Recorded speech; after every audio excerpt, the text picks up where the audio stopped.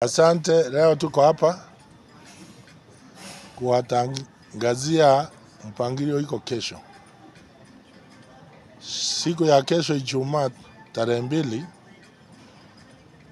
presidential candidate wetu anaitwa Fred Matiang'i anatembelea mahali alisaliwa, mahali inaitwa Gusii.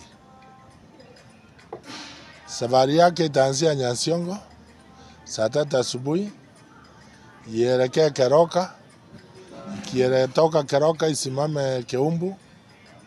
Mkutano mkubwa ikuwe Kisii County hapo roundabout ya capital. Akimaliza hapo aelekea Nyamira, asimame Kimera, aongee na watu yake. Akitoka hapo ataongea na watu Nyamira town.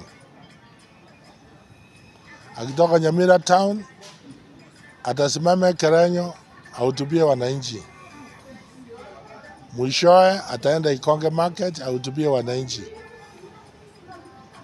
Na kama saa itaruhusu atamalizia Chebirati.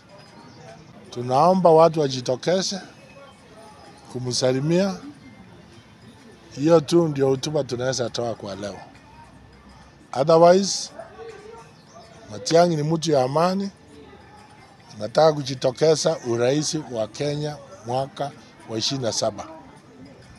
Lakini kabla hajatangaza lazima apate maoni kutoka nyumbani, atembelee wengine, nao apate maoni ya kutosha. Sababu wewe simama useme watu wamekuambia kabla hujaongea nao. Hiyo ndio nia ya kesho. Asante sana.